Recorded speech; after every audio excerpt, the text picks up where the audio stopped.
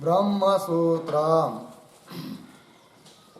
ब्रह्मसूत्र ग्रंथ में page number 498 और 498 पेज के ऊपर से 3 नंबर की पंक्ति है।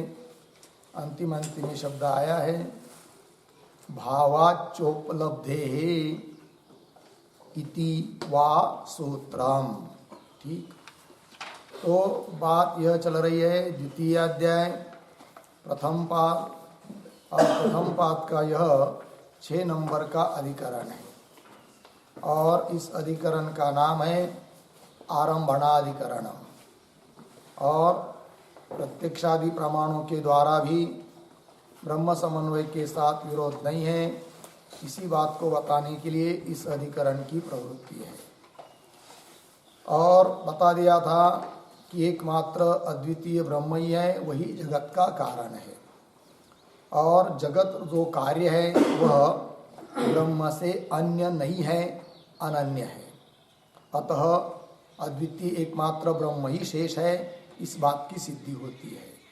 तो कार्य कारण का अनन्यत्व है, इस बात को 14वें सूत्र में सिद्ध कर दिया था श्रुति प्रमाण को लेकर। अर्थात श्रुति प्रमाण से इस बात की सिद्धि की कार्य और कारण इनमें अनन्यता है, भिन्नता नहीं है। उसी कार्य कारण की अनन्यता को सूत्र नंबर 15 में अनुमान के द्वारा सिद्ध कर दिया। भावे च उपलब्धे, इस सूत्र के माध्यम से अनुमान से भी अनन्यता है, इस बात को बताया। अब ये जो सूत्र है भावे च उपलब्धे है, इसी सूत्र को अब तक जो चिंतन किया हम लोगों ने वो अनुमान परक लगाकर चिंतन किया। अब इसी सूत्र में पाठ भेद मिलता है, उस पाठ भेद को लेकर इस बात की सिद्धि होती है। अर्थात यह 15वां सूत्र इस बात को बताता है कि प्रत्यक्ष प्रमाण से भी अनन्यता की सिद्धि है। तो अभी तक सिद्धि की अनन्यता की अनुमान को लेकर और अनुमान परक सूत्र का अर्थ किया। अब प्रत्यक्ष से भी अनन्यता सिद्ध होती है, इस बात को बताना है सूत्र में पाठ भेद को लेकर। तो वही पंक्ति आ रही है भावाच्चोपलब्धे। तो भावाच्चोपलब्धे, इसके पूर्व में एक वाक्य लिखते हैं हम लोग अवतरण के रूप में। अनुमान परतया,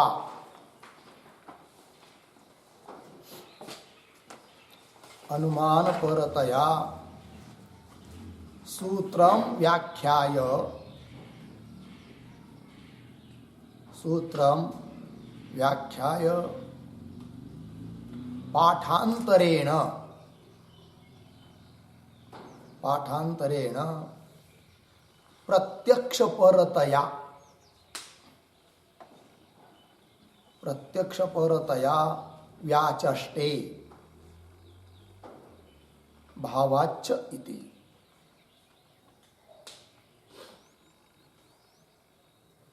ठीक, देखो भाई अर्थ।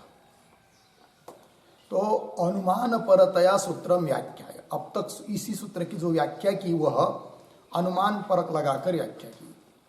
अब पाठांतर मिलता है, पाठ भेद। तो जो सूत्र हम लोगों ने पढ़ा भावे च उपलब्धे, पाठ भेद मिलता है भावात च उपलब्धे। अब इस प्रकार का पाठ लेंगे भावात, तो क्या फिर अर्थ होगा सूत्र का? तो कह रहे पाठांतर को लेकर प्रत्यक्ष परक सूत्र लग जाएगा। अर्थात यह सूत्र इस बात को बता रहा है कि प्रत्यक्ष प्रमाण से भी कार्य कारण की अनन्यता सिद्ध है। तो वो कैसे फिर, अब देखेंगे।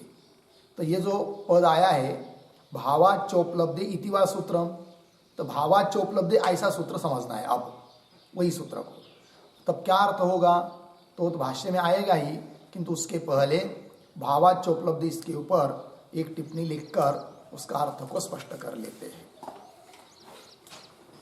तो लिखते हैं उद्धरण चिन्ह में भावाच्चोपलब्धे, उद्धरण चिन्ह 1 इति एवं वा सूत्रम अस्ति। इति एवं वा सूत्रम अस्ति। पूर्ण विराम। आगे भावाच्चोपलब्धेः बराबर भावाच्चोपलब्धेः बराबर प्रत्यक्षोपलब्धि भावाच्च प्रत्यक्षोपलब्धि भावाच्च पूर्ण विराम। आगे पूर्व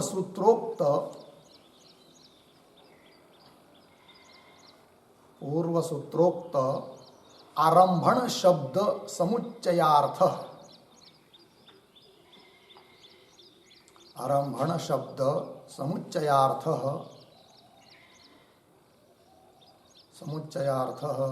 चकार पूर्ण विराम। आगे कार्य कारणयोः अनन्यत्वम्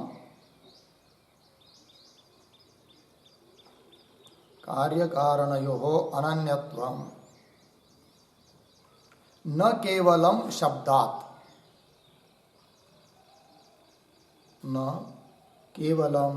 शब्दात् कौंस में लिखिए उद्धरण चिन्ह में वाचारंभणम विकारो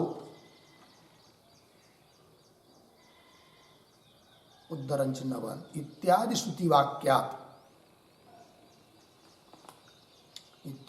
वाक्यात पूर्ण विराम कौंस बंद। किंतु प्रत्यक्षोपलब्धि भावात् अपि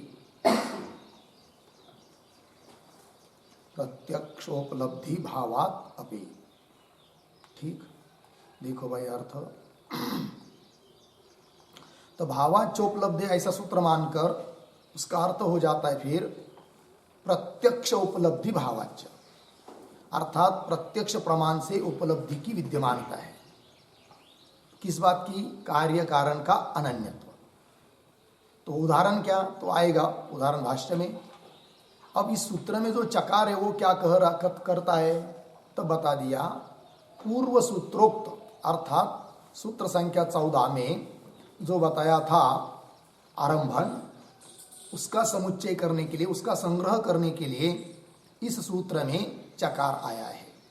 तो पूर्व सूत्रोक्त आरंभन शब्द समुच्चयार्थ चकार। फिर आगे कार्य कारणयो अनन्यत्वम, कार्य कारण की अनन्यता न केवलम शब्दात, शब्द का अर्थ है श्रुति, शब्दात मतलब केवल श्रुति प्रमाण से ही वाचारंभणम विकारो नाम ध्येयम इत्यादि श्रुति प्रमाण से ही केवल अनन्यता की सिद्धि नहीं है, अपितु प्रत्यक्ष प्रमाण से भी अनन्यता की सिद्धि है। इस बात को बता रहा है यह सूत्र। तो आइए फिर आगे का भाष्य देखेंगे। भावाच्चोपलब्धे इति वा सूत्रम। आगे न केवलम, भाष्य पंक्ति में न केवलम शब्दात एव कार्य कारणयोः अनन्यत्वम अर्धविराम प्रत्यक्षोपलब्धि भावाच्च तयोः अनन्यत्वम इत्यर्थः। ठीक। कह रहे भगवान भाष्यकार सूत्र के अनुसार कि केवल शब्दात, शब्द करता है श्रुति प्रमाणात, तो केवल श्रुति प्रमाण से ही कार्य और कारण की अनन्यता है ऐसी बात नहीं। श्रुति तो है ही है, किंतु उसके साथ प्रत्यक्ष प्रमाण से भी कार्य कारण की अनन्यता है। वही कह रहे प्रत्यक्षोपलब्धि भावाच्च तयोः कार्य कारणयोः अनन्यत्वम इत्यर्थः। कार्य कारण की अनन्यता है ये बात। अब आगे भवति ही प्रत्यक्षोपलब्धि कार्य कारणयोः अनन्यत्वे। ठीक। थोड़ा शब्दों का अन्वय ही, एक शब्द छोड़कर आगे कार्य कारणयोः अनन्यत्वे पीछे प्रत्यक्षोपलब्धि पीछे भवति ही, क्योंकि कार्य और कारण इन दोनों की अनन्यता में प्रत्यक्षोपलब्धि भवति, अर्थात प्रत्यक्ष प्रमाण भी है। प्रत्यक्ष प्रमाण से भी कार्य कारण की अनन्यता सिद्ध होती है। तो बोलेंगे उदाहरण दे रहे आगे। तद यथा, प्रत्यक्ष प्रमाण से कार्य कारण की अनन्यता किस प्रकार है? यथा, जैसे कि तंतु संस्थाने पटे, अर्धविराम, तंतु व्यतिरेकेन पटो नाम कार्यम न एव उपलभ्यते, अर्धविराम। फिर क्या? केवलाः तु तंतवः आतान वितानवन्तः प्रत्यक्षम उपलभ्यन्ते। ठीक है, अर्धविराम। फिर आगे, तथा तंतुषु अंशवः, अर्धविराम, अंशुषु तद अवयवाः, हो गया। अब देखिए एक बात को, तो 2-3 उदाहरण दिया है। तो पहला है तंतु संस्थाने पटे। तंतु, पट क्या चीज है? और कुछ नहीं, तंतु की संस्थान ही पट है। संस्थान शब्द का अर्थ यहां पर रचना विशेष, तंतुओं का जो स्थिति है, उसको जो रखा गया है, उसका जो विशेषता है, तंतु संस्थाने पटे, तंतु के विशेष रचनात्मक ऐसे पट में, सप्तमी, तंतु संस्थाने पटे, क्या जी? तंतु व्यतिरेकेन पटः नाम कार्यम न एव उपलभ्यते। उस पट में तंतु व्यतिरेकेन, तंतु को छोड़कर पट नाम का कोई कार्य उपलब्ध नहीं है तंतुओं में। अब जो हम लोग पट लेते हैं, कोई भी पट लीजिए, उस पट में थोड़ा सा गहराई से देखेंगे तो कुछ नहीं है सब क्या है? आड़े तिरछे तंतु ही है। तंतु संस्थान विशेष ऐसा पट जिसको हम कहते हैं, किंतु वो तंतु की एक विशिष्ट प्रकार की रचना है। और सूक्ष्म विचार करके देखेंगे तो आड़े तिरछे तंतु ही है, तंतु के अलावा कोई अतिरिक्त पट उपलब्ध नहीं है। अर्थात पट तंतु से अतिरिक्त नहीं, मतलब पट और तंतु का अनन्यत्व है। जबकि लोगों में पट को कार्य माना जाता है, तंतु को कारण, किंतु वस्तुतः देखा जाए तो दोनों की अनन्यता है, अभिन्नता है। पट की सत्ता तंतु को छोड़कर नहीं है, ये बात, यही अनन्यता है उनकी। तो वही करें, तंतु संस्थाने पटे, तंतु की विशेष रचना रूप जो पट, उस पट में तंतु व्यतिरेकेन, तंतु को छोड़कर पट नाम कार्यम, पट नाम का कोई कार्य न एव उपलभ्यते, उपलब्ध नहीं होता है। फिर क्या उपलब्ध होता है? आगे, केवलाः तु तंतवः आतान वितानवन्तः प्रत्यक्षम उपलभ्यन्ते। इन 2-3 शब्दों को कैसे पढ़ेंगे? केवलाः तु आतान वितानवन्तः, पीछे तंतवः, आगे प्रत्यक्षम उपलभ्यन्ते। ठीक, तो केवल आतान वितानवन्तः, तंतव, तंतव इसका विशेषण है आतान वितानवन्तः। आतान वितानवन्तः मतलब क्या? उसका भी अर्थ लिखिए, आतान वितान संयोगवन्तः,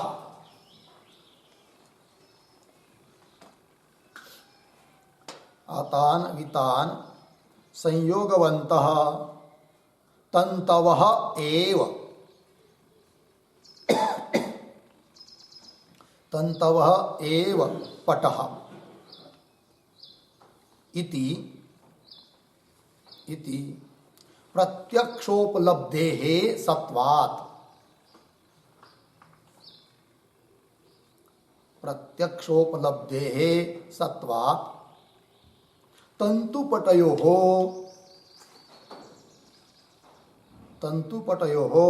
अनन्यत्वम् इत्यर्थः, अनन्यत्वम् इत्यर्थः। ठीक,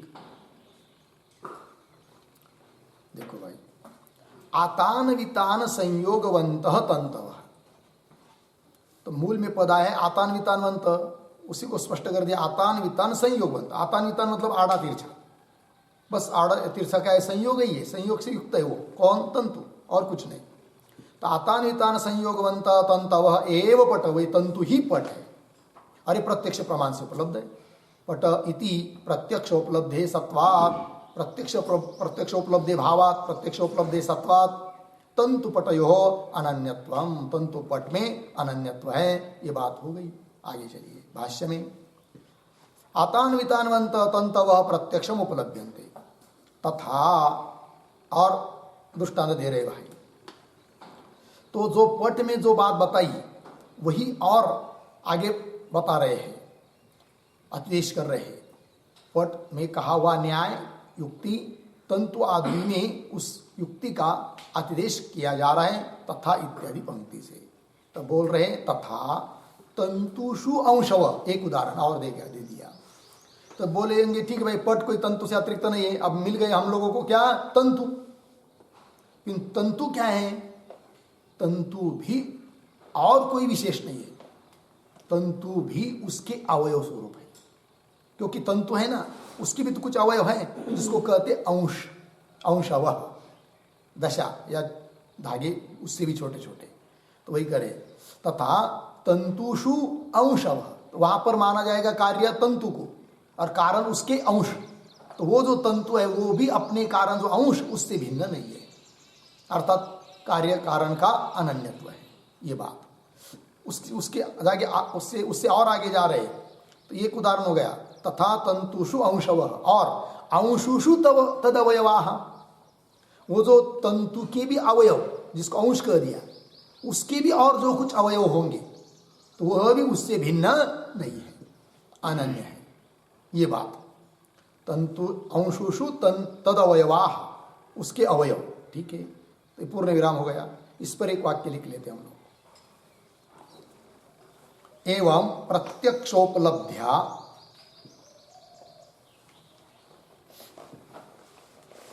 एवं प्रत्यक्षोपलब्ध्या बराबर प्रत्यक्ष ज्ञानेन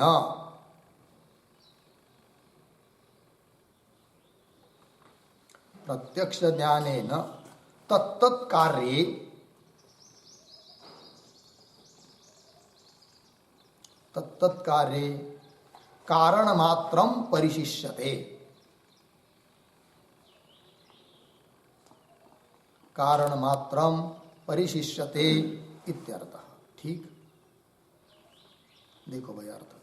एवं इस प्रकार प्रत्यक्षोपलब्ध शब्द का अर्थ कर दिया प्रत्यक्ष ज्ञानेन, प्रत्यक्ष प्रमाण से, तत्तत् कार्य, उस कार्य में कारण मात्रम, कारण ही रहता है कि नहीं। जैसे पट कार्य कुछ नहीं, उसके कारण तंतु ही है, उसका कारण अंश, उसका कारण उसके अवयव, ऐसा पीछे पीछे पीछे पीछे जाएंगे, ठीक है। इस प्रकार तो तत्तत् कार्य कारण मात्रम परिशिष्यते इत्यर्थः हो गया।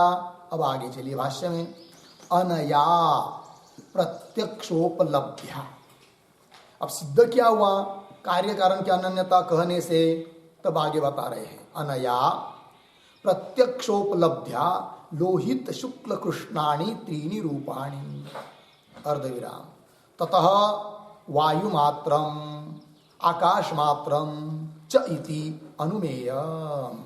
ठीक, फिर आगे ततः परम ब्रह्म एकम एव अद्वितीयम्। ठीक, आइए भाई, तो ये जो पंक्ति है अनया इत्यादि, तो अनया इस पंक्ति के पूर्व में एक छोटा वाक्य लिखते अवतरण। यत्र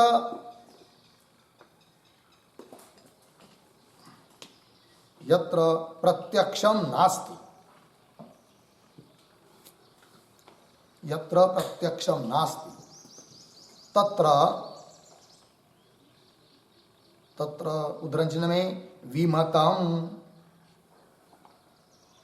विमतम कौंस में लीजिए संदेह विषयी भूतम, संदेह विषयी भूतम कौंस बन। आगे कार्यम कारणात् अभिन्नम, कारणात् अभिन्नम, कार्यत्वात्,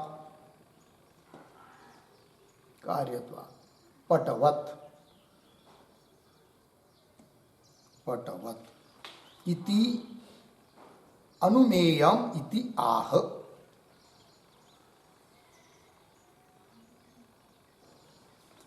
अनुमेयम इति आह अनया इति। ठीक है, अर्थ देखिए भाई। तो पट और तंतु हम लोगों को प्रत्यक्ष है, अतः प्रत्यक्ष प्रमाण से हम लोगों ने जान लिया कि पटात्मक कार्य तंतु से अतिरिक्त नहीं है। तंतु और उसके अंश वो भी प्रत्यक्ष है, उस अंश के जो अवयव वो भी प्रत्यक्ष हो सकते हैं, किंतु उसके आगे आगे जाकर प्रत्यक्ष होता नहीं है।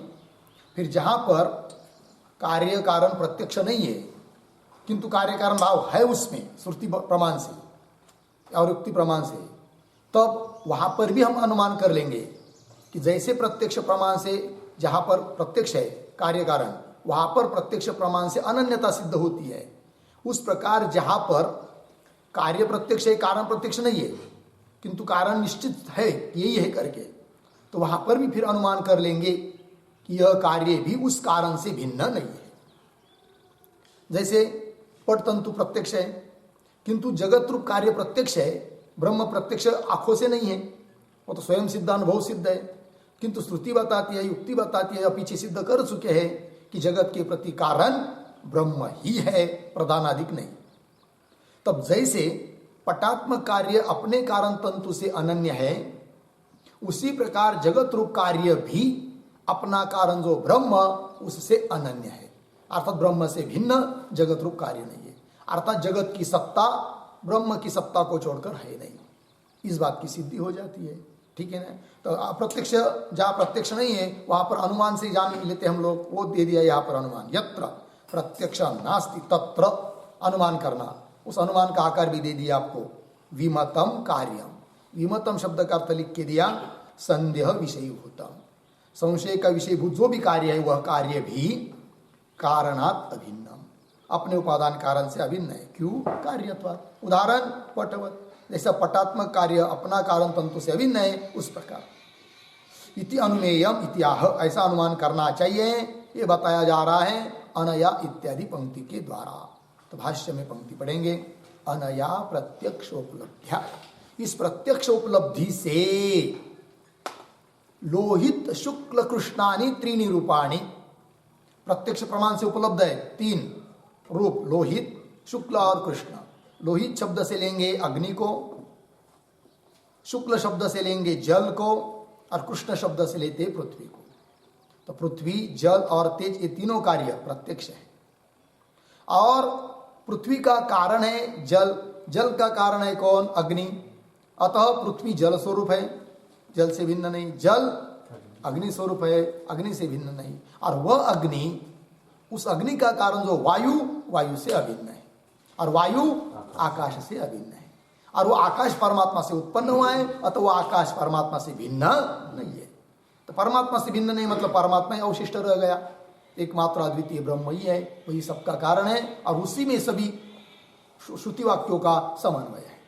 तो समन्वय के साथ किसी का विरोध नहीं होता फिर, ठीक। ये दे रहे अनया प्रत्यक्ष उपलब्ध्या लोहित शुक्ल कृष्णानि त्रीणि रूपाणि ततः वायुम, अर्थात उस का अग्नि का अभेद करना है वायु के साथ, वायुम वायु मात्रम, फिर आकाश मात्र, फिर वायु का अभेद हो जाएगा किसके साथ? आकाश के साथ, आकाश मात्र बच गया। फिर आकाश मात्रम च इति अनुमेयम, इस प्रकार अनुमान करते जाना है। फिर ऐसा अनुमान करते जाएंगे तो कहाँ तक? तो कह रहे ततः परम, उस आकाश से भी पर, आकाश का भी कारण ब्रह्म, वो ब्रह्म से भिन्न आकाश नहीं है, वही कह रहे ततः परम ब्रह्म एकम एव अद्वितीयम, एकमात्र ब्रह्म ही ब्रह्म अद्वितीय है। लग गया जी? हाँ। तो फिर एक अनुमान और लिख लेते हम लोग, विमतम जगत, विमतम जगत कारण ब्रह्मा भिन्नम, कारण ब्रह्मा भिन्नम कार्यत्वात्, कारण ब्रह्मा भिन्नम कार्यत्वात् घटवत्, यह अनुमान हो गया। तो विमत है जगत, और यह जगत कैसा है भाई? तो जगत, उस जगत का कारण जो ब्रह्म, उस ब्रह्म के साथ अभिन्न है, अनन्य है। क्यों? कार्य होने से। उदाहरण घट की तरह, ठीक। जो जो कार्य होता है वह अपने उपादान कारण से अभिन्न होता है, जैसा घट अपने उपादान कारण मिट्टी के साथ अनन्य है, अभिन्न है, ये बात। आइए फिर, ततः परम ब्रह्म एकम एव अद्वितीयम, आगे तत्र सर्व प्रमाणाम निष्ठाम अवोचाम, ठीक। तत्र सर्व प्रमाणानाम निष्ठाम अवोचाम, तो तत्र इत्यादि पंक्ति से क्या बात बताई जा रही है? तब लिखते हैं उसके पूर्व में एक वाक्य छोटा, तत्र के पहले कारण परिशेषे, कारण परिशेषे प्रधानादिकम, प्रधानादिकम परिशिष्यताम, परिशिष्यताम अर्धविराम न ब्रह्म, न ब्रह्म इति अतः आह, इति अतः आह तत्र इति। ठीक, देखो भाई, कदाचित पूर्व पक्षी बोलेगा भाई ठीक है, कारण ही शेष रहता है, कारण ही बसता है, तो प्रधान को ही मान लो। तब उत्तर दे रहे नहीं नहीं, प्रधान आदि थोड़ी कारण है, वो तो कारण ब्रह्म है। वही कह रहे कारण परिशेषे प्रधानादिकम परिशिष्यताम, तो कह रहे हाँ परिशिष्यताम न ब्रह्म, ऐसा ही पूर्व पक्षी बोलता है, तो उसको उत्तर दे रहे भाष्य पंक्ति से तत्र इत्यादि से। तो कह रहे क्या, तो पीछे की पंक्ति में ब्रह्म बताया, ततः परम ब्रह्म एव, ब्रह्म एकम एव अद्वितीय, तत्र उस ब्रह्म में सर्व प्रमाणानाम निष्ठाम अवोचाम, सभी प्रमाणों की निष्ठा अर्थात पर्यवसान अर्थात तात्पर्य उस ब्रह्म में ही है। इस बात को हम पहले बता चुके हैं। ठीक, तो क्या लिखा, सर्व प्रमाणानाम निष्ठाम, उस पर भी एक छोटा वाक्य, सर्वेषां वेदांतानाम,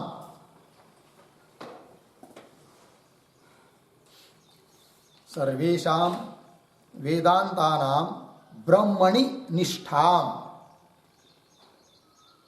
ब्रह्मणि निष्ठाम बराबर पर्यवसानम,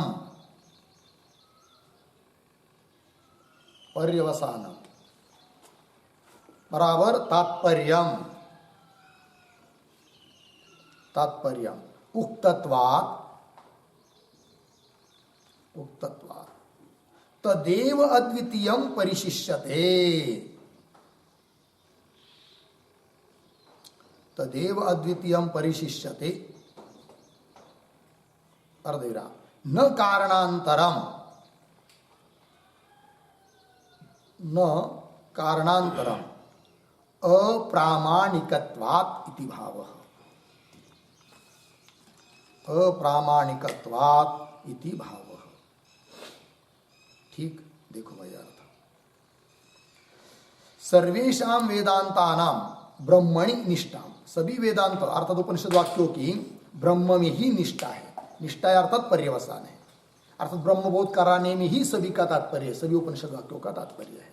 ठीक है, सभी संतों का यही तात्पर्य है, सभी संत वांग्मय का भी यही तात्पर्य है कि सभी लोगों को क्या हो, ब्रह्मबोध हो जाए, परमात्मा का साक्षात्कार हो जाए, इसलिए सब प्रयास कर रहे हैं, है कि नहीं। चलो भाई, तो पर्यवसानम अर्थात तात्पर्य उक्तत्वात् तदेव अद्वितीयम परिशिष्यते, वही अद्वितीय ब्रह्म शेष रहता है और कुछ नहीं। न कारणांतरम, अन्य दूसरा कोई प्रधान आदि कारण शेष रहता है, ऐसी बात नहीं। क्यों, उसके लिए कोई प्रमाण नहीं है, अप्रामाणिकत्वात् इति भावः। ठीक, चलिए ये हो गया भाई 15 नंबर के सूत्र का भाष्य पूरा हुआ। अब आगे इसी अधिकरण का आगे का सूत्र है 16 नंबर का, उस सूत्र का उच्चारण और अर्थ कर लेते हैं, फिर उसके बाद उसका भाष्य पढ़ेंगे। तो सूत्र है सत्वाचावरस्य 2:1:16। तो लिखते हैं सूत्रावतरणम, सूत्रावतरणम बराबर इत्थम, इत्थम शब्द प्रत्यक्ष प्रमाणाभ्याम, शब्द प्रत्यक्ष प्रमाणाभ्याम जगतः, जगतः ब्रह्मानन्यत्वम, ब्रह्म अनन्यत्वम, ब्रह्म अनन्यत्वम कौंस में लिखिए, क्यों आगे लिखिए प्रसाद्य, फिर बाद में कौंस करेंगे। ब्रह्म अनन्यत्वम प्रसाद्य, कंस में लिखिए प्राक सूत्र द्वयेन,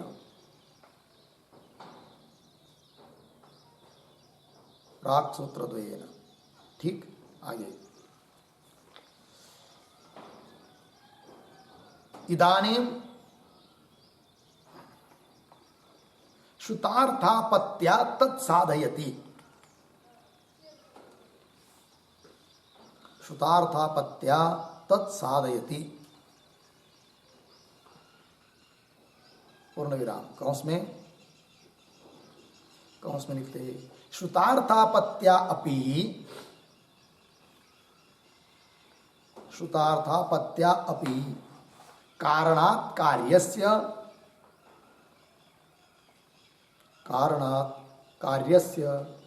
अनन्यत्वं भवति, अनन्यत्वं भवति इति आह, पूर्ण विराम कंस बंद। फिर नीचे सूत्रम, सूत्र है सत्वाचावरस्य 2:1:16,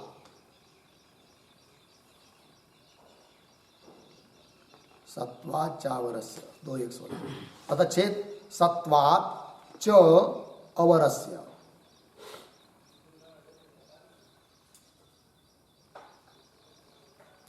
फिर नीचे पदार्थोक्ति प्रतीक च बराबर अथ च, अथ च, फिर प्रतीक है अवरस्य, अवरस्य बराबर कार्यस्य, कार्यस्य, फिर आगे प्रतीक सत्वात् बराबर उत्पत्तेः प्राक्, उत्पत्तेः प्राक्,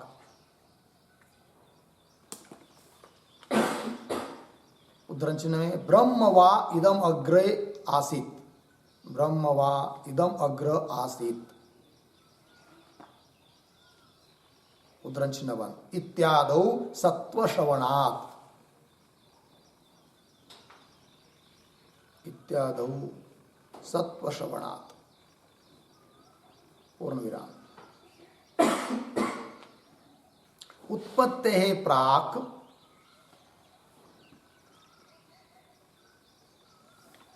उत्पत्तेः प्राक् श्रुतौ, श्रुतौ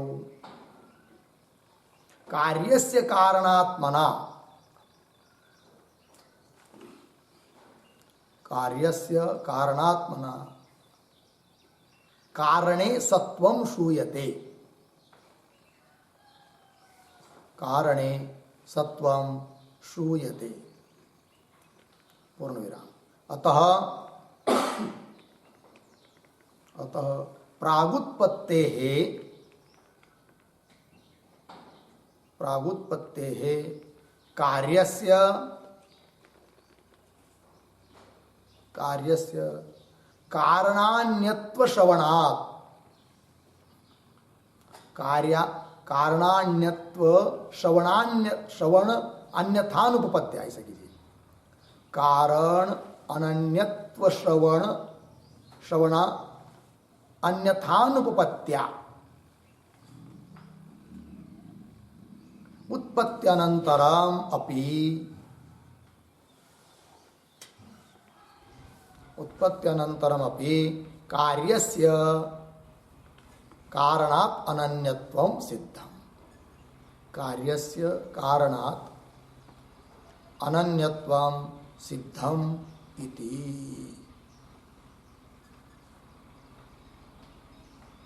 देखिए भाई सूत्रावतरण में लिखा है इत्थम शब्द प्रत्यक्ष प्रमाणाभ्याम, इस प्रकार शब्द और प्रत्यक्ष प्रमाण इन दोनों के द्वारा।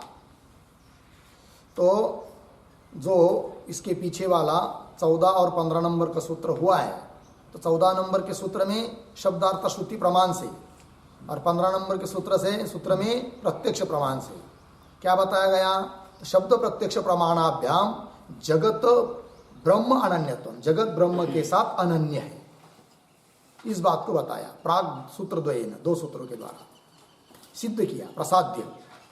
फिर अब श्रुतार्थापत्या, अब ये जो सूत्र आ रहा है 16 नंबर का, तो इसमें भी अनन्यत्व ही बताना है, किंतु उस अनन्यत्व को बताने के लिए हेतु दे रहे श्रुतार्थापत्ति। तो श्रुतार्थापत्या तत्साधयति तत् अनन्यत्वम ब्रह्मानन्यत्वम साधयति, सिद्ध करते हैं। जगत रूप कार्य का ब्रह्म के साथ अनन्यत्व है, इस बात की सिद्धि अब श्रुतार्थापत्ति से की जा रही है। तब आगे और कौन से लिख दिया, श्रुतार्थापत्यापि कारणात् कार्यस्य अनन्यत्वम भवति। श्रुतार्थापत्ति, तो अर्थापत्ति के दो भेद होते हैं, है कि नहीं? एक होती है श्रुतार्थापत्ति और एक होती दृष्टार्थापत्ति। देखे हुए अर्थ की अनुपपत्ति हो रही है और किसी की कल्पना किए बिना, उसको कहते दृष्टार्थापत्ति। जैसे क्या, पीनो देवदत्त दीवान भूमते, देवदत्त दिखाई दे रहा है, स्थूल है और दिन में भोजन नहीं करता है, प्रत्यक्ष उसकी स्थूलता दिखाई दे रही है, उसकी अनुपपत्ति होगी यदि रात्रि की भोजन की कल्पना नहीं करते तो दृष्टार्थापत्ति हो गई। और एक होती है श्रुतार्थापत्ति। इस प्रकार को मानना पड़ता है, नहीं तो श्रुति ने जो बताया उसकी अनुपपत्ति होगी, उसकी संगति नहीं लगेगी, इसको कहते हैं श्रुतार्थापत्ति। तो श्रुतार्थापत्ति रूप प्रमाण से भी अनन्यता की सिद्धि होती है, इस बात को अब इस सूत्र में कहा जा रहा है। तो सूत्र है सत्वात् चावरस्य, पदच्छेद हो गया, पदार्थोक्ति में च कहता है अथ च, और क्या, तो अवरस्य शब्द का अर्थ कर दिया कार्यस्य। सत्वात् मतलब उत्पत्ति प्राक, उत्पत्ति के पहले वो कार्य कारण के रूप में विद्यमान है। बोलेंगे कैसा बताया, पता आपको, तो श्रुति बताती है। तो कौन श्रुति है? उदाहरण, तो ब्रह्म वा इदम अग्रे आसीत, ये पहले सब कुछ जगत, इदम जगत, यह पहले उत्पन्न होने के पहले ब्रह्म रूप ही था, आसीत इत्यादि। सत्व श्रवणात्, सत्व बताया जा रहा है, अर्थात ब्रह्म जगत ब्रह्म रूप बताया जा रहा है, और वो उस समय यदि ब्रह्म रूप है तो आज भी जगत ये ब्रह्म रूप ही है। और आज यदि उसको ब्रह्म रूप नहीं मानेंगे तो वो जो श्रुति कर रही है ब्रह्म वाइदम अग्रासी इत्यादि श्रुति, उसकी अनुपपत्ति होगी।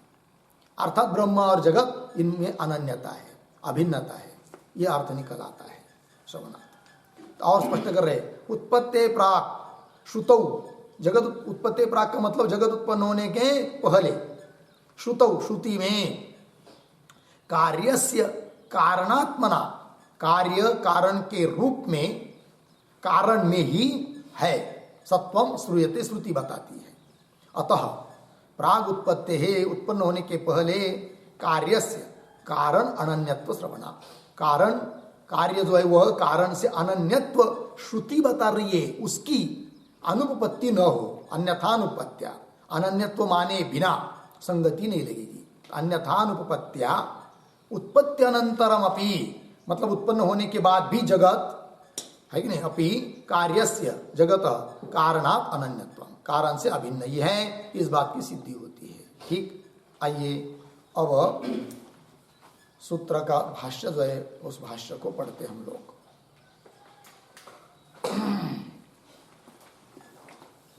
तो चलिए, इतश्च कारणात् कार्यस्य अनन्यत्व। इतश्च मतलब इस कारण से भी, इस हेतु से भी कारण से कार्य की अनन्यता है, इस बात की सिद्धि होती है। इतश्च कारणात् कार्यस्य अनन्यत्वम, क्यों भाई? आगे, यत् कारणम प्राग उत्पत्तेः कारणात्मना एव कारणे सत्वम अवरकालीनस्य कार्यस्य श्रूयते। ठीक, तो श्रूयते, तो कौन श्रुति है? श्रुति आगे दे रहे, किंतु श्रूयते तक जो पढ़ा हम लोगों ने उन शब्दों का थोड़ा अन्वय करते हैं। शुरू के 2-3 शब्द सरल हैं।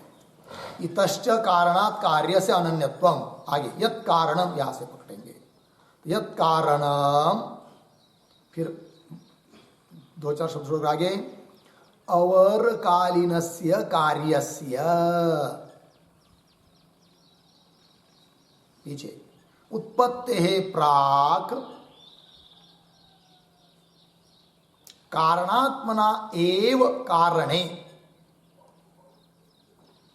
कारणात्मना एव कारणे सत्वम, फिर अंतिम में श्रूयते। ठीक है, देखो भाई अर्थ।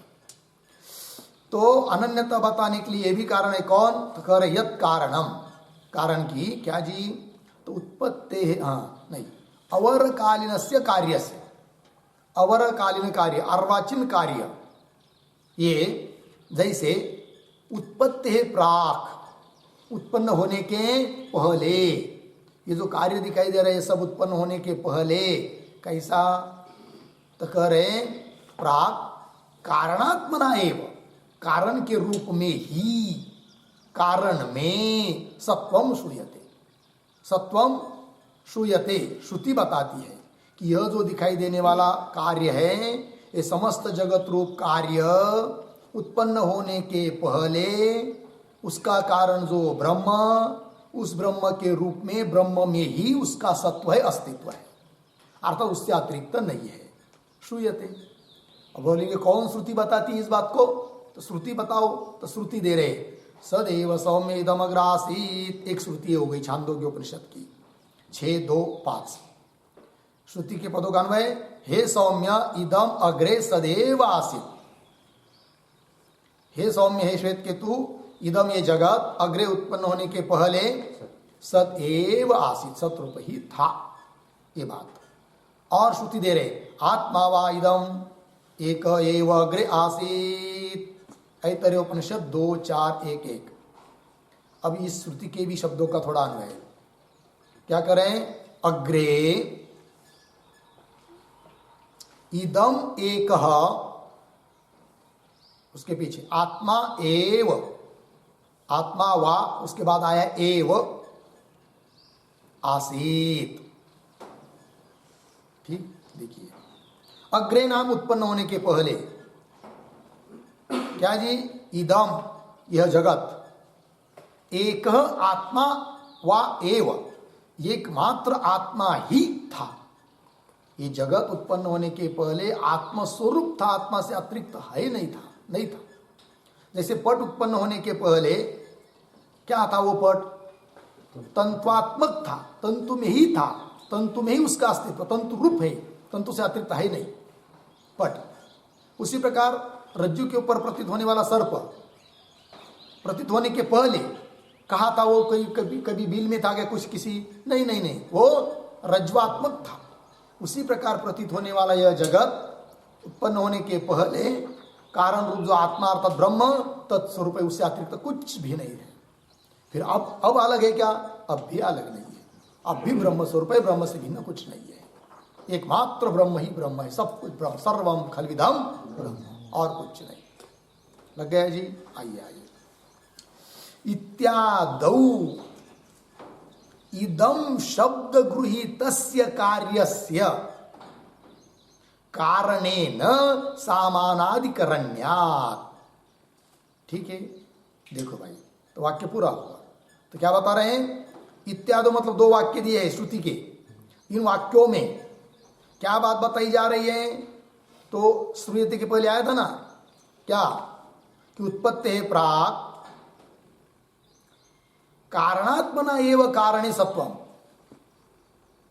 कार्य कारण रूप ही है, ये बात बताई।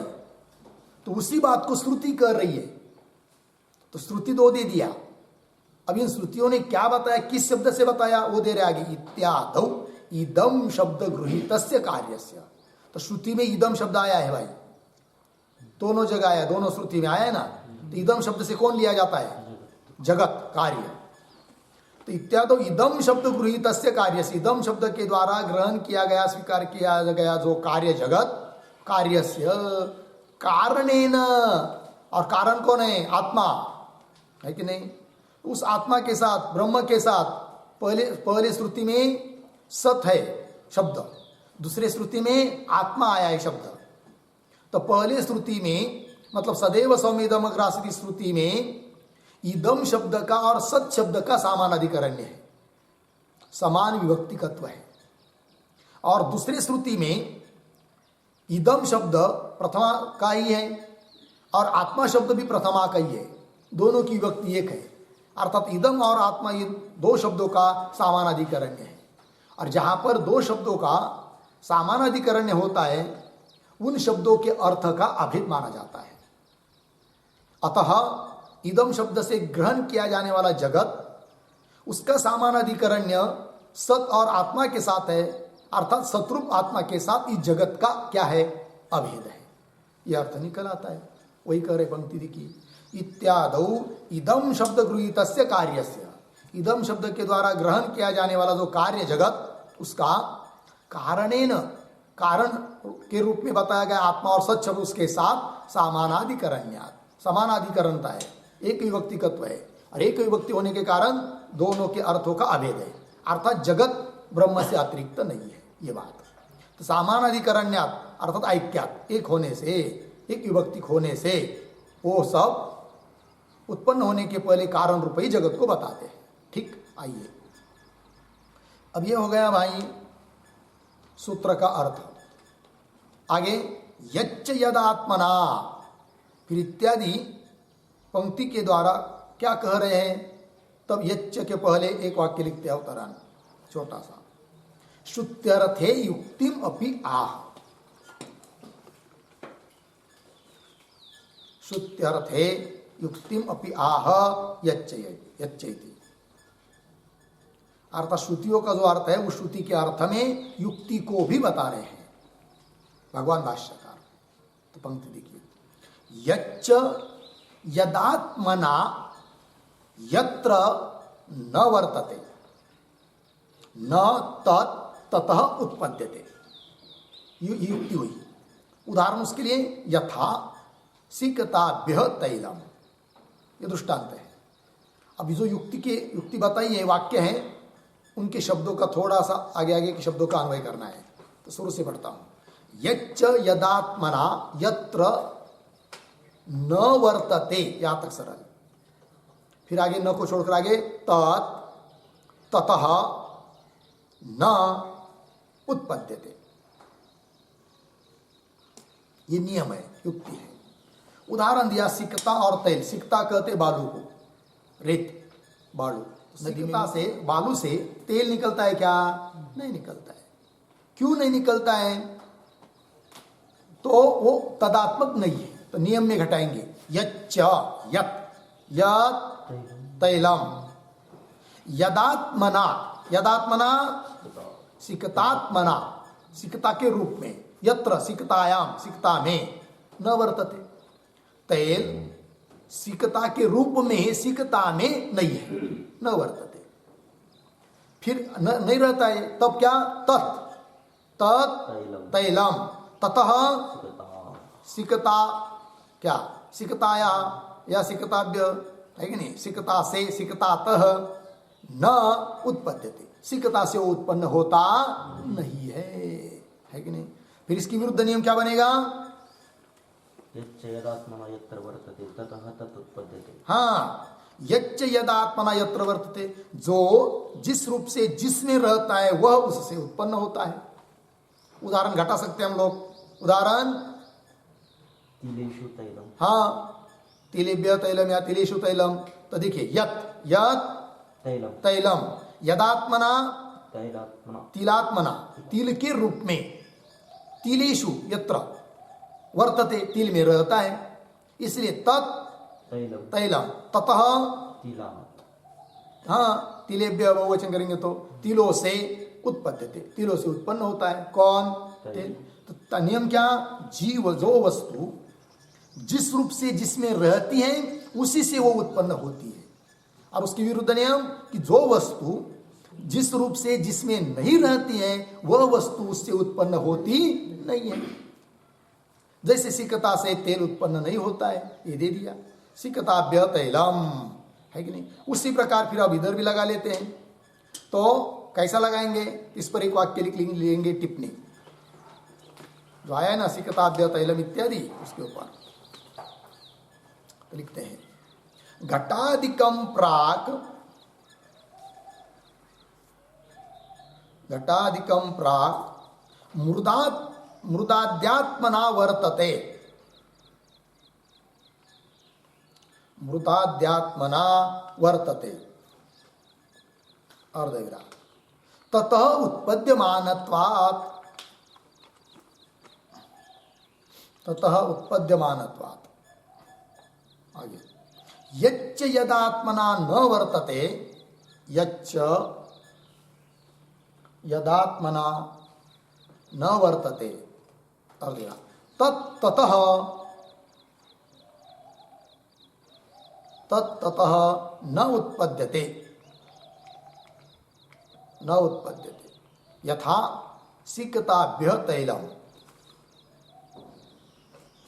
पूर्णविराम, यथा, यथा सिक्तासु अविद्यमानं तैलम, सिक्तासु अविद्यमानं तैलम ततः न जायते, तैलम ततः न जायते अर्धविराम, एवं, एवं आत्मनः अपि, आत्मनः अपि जगत् न जायेत, न जायेत अर्धविराम, फिर आगे जायते च, जायते च पूर्णविराम, तस्मात्, तस्मात् आत्मात्मना आसीत्, आत्मात्मना आसीत् इति निश्चीयते, इति निश्चीयते इति हो गया। देखो भाई अर्थ, तो घटादिकम, घटादिक पदार्थ प्राक उत्पन्न होने के पहले मृदाद्यात्मना मिट्टी आदि के रूप में रहते हैं, क्यों? ततः उत्पद्यमान, मिट्टी से वो उत्पन्न होते, अतः उत्पन्न होने के पहले मिट्टी रूप थे। पट तंतु रूप था, क्योंकि तंतु से पट उत्पन्न होता है, वही करे ततः उत्पद्यमान। फिर नियम है यच्च यदात्मना न वर्तते, जो जिस रूप में नहीं होता है तत्तः न उत्पद्यते, वह उससे उत्पन्न नहीं होता है। यथा सिक्ताभ्य तैलम, तैल उत्पन्न होने के पहले सिक्ता रूप नहीं है, अतः वो सिक्ता से, सिक्ता रूप नहीं है कि नहीं, इसलिए वो सिक्ता से उत्पन्न होता नहीं है। उस प्रकार वही दे रहे आगे, यथा सिक्तासु अविद्यमानम तैलम, सिक्ता में न रहने वाला तैल ततः न जायते, सिक्ता से उत्पन्न नहीं होता है कि नहीं। सिक्ता से उत्पन्न क्यों नहीं होता है तैल? क्यों? सिक्ता में विद्यमान नहीं है, अविद्यमान है। यदि विद्यमान रहता तो जरूर सिक्ता से तैल उत्पन्न होता, ठीक, ये दृष्टांत। न जायते, एवं इसी प्रकार आत्मन अपि जगत न जायेत, जैसे सिक्ता से तैल उत्पन्न नहीं होता है क्योंकि सिक्ता में तैल पहले से नहीं है, उस प्रकार आत्मा से जगत उत्पन्न तब नहीं होता है कि नहीं। आत्मन अपि जगत न जायेत, उत्पन्न नहीं होता कब? यदि आत्मा में जगत नहीं होता, किंतु आत्मा से जगत उत्पन्न होता है, इसका मतलब उत्पन्न होने के पहले आत्मा में जगत है। आत्मा में जगत है मतलब आत्मा स्वरूप है, आत्मा से अतिरिक्त नहीं है। यह अर्थ सिद्ध होगा, अर्थात कार्य कारण कारणत्व सिद्ध हुआ, वही कह रहे हैं। आत्मन अपि जगत न जायेत, और जायते च, और उत्पन्न तो होता है जगत आत्मा से। तस्मात् आत्मात्मना आसीत्, इसलिए उत्पन्न होने के पहले जगत आत्मा के रूप में ही था, आत्मा रूप ही था, इति निश्चयते। ठीक, ये बात हो गई।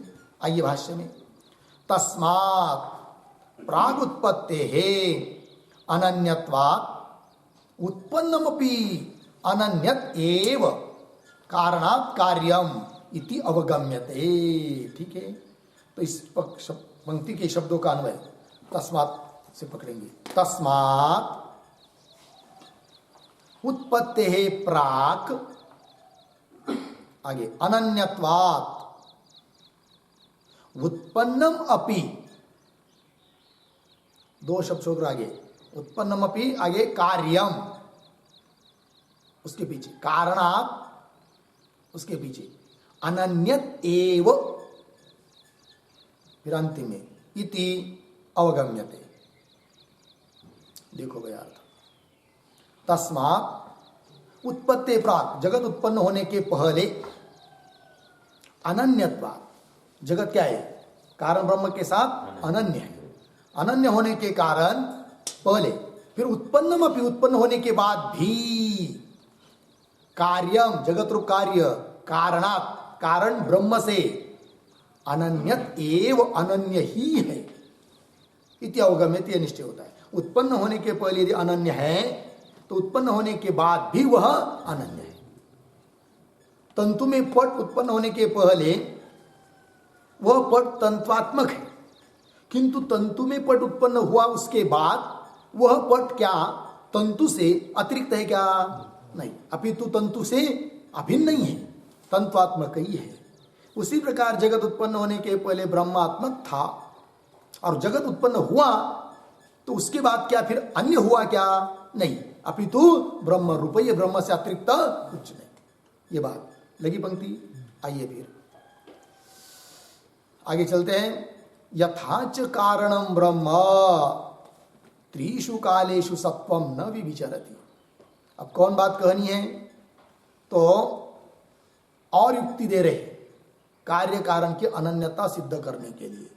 अतः ये जो पंक्ति यथाच, उसके पूर्व में एक वाक्य लिखते अवतरण, कार्य कारणयो अनन्यत्वे युक्त्यंतरम आह। कार्य कारणयो अनन्यत्वे युक्त्यंतरम आह यथाच इति। कार्य और कारण में अनन्यता बताने के लिए और युक्ति दी जा रही है यथाच इत्यादि पंक्ति से। तो देखो भाई, यथाच कारणम ब्रह्म त्रिषु कालेषु सत्वम न विविचरति। कारण है कौन? ब्रह्म। तीनों कालों में सत्स्वरूप है कि नहीं? वो जगत उत्पन्न होने के पहले भी सत ही है ब्रह्म, जगत उत्पन्न हुआ तब भी सत है, जगत का बाद होगा तब भी वो सत ही है। सत से कभी उसका भी विचार नहीं है, सत ही है वो, कभी असत हो ही नहीं सकता। सत्व और ब्रह्म का भी विचार कभी नहीं। ये बात यथाच कारणम ब्रह्म त्रिषु कालेषु सत्वम न विविचरति। ठीक। एवं इसी प्रकार कार्यम अपि जगत, कार्य रूप जो जगत, यह भी त्रिषु कालेषु सत्वम न विविचरति। तीनों कालों में सत्व और जगत इसका भी विचार होता नहीं है। और सत्व हमेशा सत्व सत्व एक ही होता है, अर्थात जगत ब्रह्म रूप ही है। ये बात सिद्ध हो जाती है। ठीक, वही कह रहे हैं। एवं कार्यमपि जगत त्रिषु कालेषु सत्वम न विविचरति। इससे क्या सिद्ध हुआ? फिर इस पंक्ति के आधार पर थोड़ा लिखेंगे हम लोग टिप्पणी छोटी सी, तब पता चलेगा। लिखेंगे यथा घटः, यथा घटः सदा घटः एव, सदा घटः एव अर्धविराम, न जातु पटः भवति, न जातु पटः भवति अर्धविराम। एवं एवं सत् अपि कारणम, सत् अपि कारणम सदा सत् एव, सदा सत् एव अर्धविराम। न कदाचित असत् इष्टम, न कदाचित असत् इष्टम अर्धविराम। तथा कार्यम अपि, कार्यम अपि सत् चेत, सत् चेत न कदाचित असत् भवितुम अर्हति, न कदाचित असत् भवितुम अर्हति पूर्णविराम। तच्च सत्वम, तच्च सत्वम एकम एकम सर्व अनुस्यूत चिन्मात्रम, सर्वा संधि करके सर्व अनुस्यूत चिन्मात्रम अर्धविराम तद अभेदेन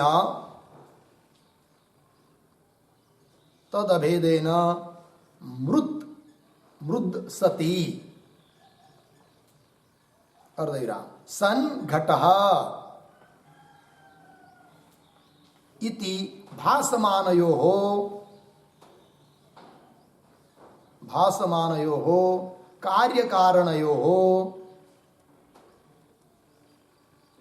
कार्यकारणयोः अनन्यत्वम् अस्ति इत्यर्थः। अनन्यत्वम् अस्ति इत्यर्थः। ठीक, देखो भाई अर्थ। तो यथा घट, उदाहरण देकर, घट सदा घट हमेशा क्या होता है? घट ही होता है। न जातु पट भवति, जातु शब्द का अर्थ कदाचित, कभी भी भूल से भी घट कभी पट होता है क्या? नहीं, घट घट ही है। न जातु पट भवति। एवं इसी प्रकार सदपि कारणम, कारण ब्रह्म सत है ना, तो सदा सत ही है, वो कभी असत होता नहीं है। एवं सदपि कारणम सदा सत एव न कदाचित असत इष्टम, कभी भी कारण ब्रह्म को असत कहना इष्ट नहीं, वो असत होता भी नहीं है। न कदाचित असत इष्टम तथा कार्यमपि सच्चेत, कार्य जगत ये भी कैसा है? सत है। तो कार्यमपि सच्चेत न कदाचित असत भवितुम अर्हति, अतः यह कार्य भी कभी भी असत नहीं हो सकता। और फिर ब्रह्म भी सत है, जगत भी सत है, तो ये सत और वो सत अलग अलग है क्या? नहीं नहीं नहीं, वो करे तच्च सत्वम एक, सत सत सब जगह सत एक ही है, सत को नाना मानने में कोई प्रमाण नहीं है। तो तच्च सत्वम एकम कैसा है? वो सर्व अनुस्यूत चिन्ह मात्रम, सभी में अनुस्यूत अनुगत चित्त मात्र ज्ञान स्वरूप वही सत है, और उसके साथ इस सब का अभेद है, अर्थात कार्य कारण का अनन्यत्व है। वही करे तद अभेदेन, उस सच्चिन्ह मात्र के साथ अभेद होने से ही बोला जाता है मृत सती। सत परमात्मा और मिट्टी, तो मिट्टी दोनों से अतिरिक्त नहीं है, मिट्टी सत से अतिरिक्त नहीं है, अतः मृत सती, मिट्टी सत स्वरूप है। सन घट, हम लोग बोलते हैं घट अस्ति पट अस्ति, तो अस्ति मतलब सत्ता, सत, और वो परमात्मा ही है, और उसके साथ अभिन्न है, तभी तो बोला जा रहा है सन घट अस्ति पट अस्ति इति। इस प्रकार भासमानयोः कार्य कारणयोः, प्रतीत होने वाले जितने भी कार्य और कारण हैं वो सब एक दूसरे के साथ अनन्य ही है। कार्य कारण से अनन्य होता है, अभिन्न होता है। अतः ये जगत रूप कार्य भी अपना कारण जो ब्रह्म, उस ब्रह्म से कभी भी अन्य नहीं है, अनन्य है।